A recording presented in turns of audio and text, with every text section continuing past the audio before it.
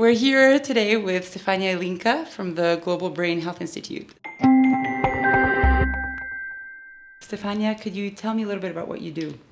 Sure, I'm a health economist, and most of my work is focused on inequalities and inequity in access to care and in health, including many dimensions of discrimination and inequality, income mostly, regional inequalities, gender-based inequalities, ethnical and racial inequality.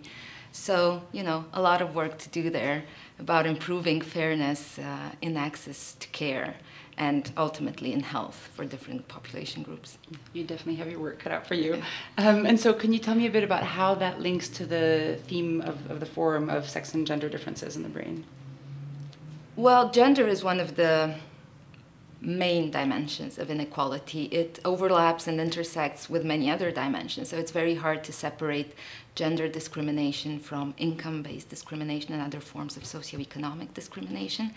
But gender tends to be, still is, a very important dimension. We see so many gender gaps, not only in socio-economic factors, but also in health, in access to care, in access to research. And I think there are so many examples in brain health.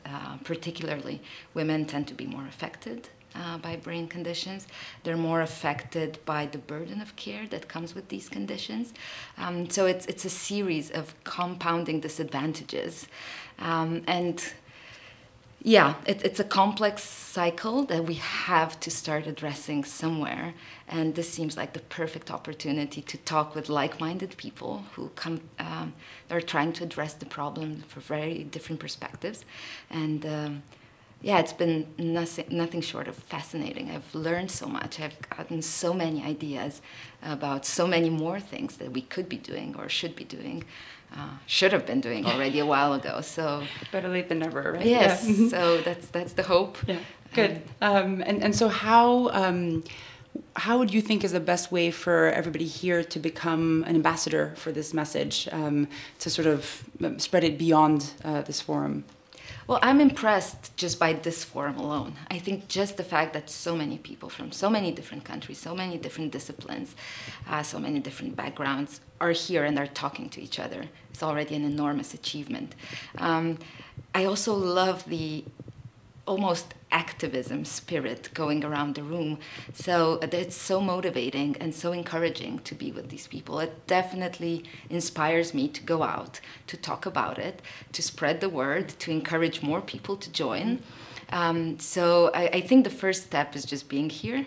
As you said, we definitely have our work cut out for us. I think we've heard quite a bit during the discussions here about so many challenges that are still there, so many changes that we know we should be making and are not quite making. So for me personally, a challenge I take for myself leaving the forum is to talk more about it in policy circles. I would have liked to see more representation here. Policymakers, care system organizers, representatives of institutions. I think that's my personal battle going out of here, to take some of the things I've learned and some of the messages that have been put out in the forum to this audience particularly. Fantastic. And so building on that, if you think of a sort of, well, I was going to say the incoming generation of policymakers and researchers and doctors, but it actually can be broader than that. What would be your pitch to them to come and be part of the conversation? Well, I guess what I'd like to say is there's still so many problems that we need to address, but there has been so much progress. There's so much reason for optimism, and there are so many people doing extremely interesting, inspiring work. So I'd like everybody to address this as a challenge, not as a solutionless problem. I don't think we're in a place where we should be despaired. Quite the opposite. I think we've learned a lot about what works. We've learned a lot about what we should be doing, so it's a matter of acting on it. And because the challenge is large, I think part of it will just have to shift towards the next generation, and we have to do a better work of informing them, educating them, passing on the message. But I definitely leave just with a sense of optimism and empowerment, because I think we can do this.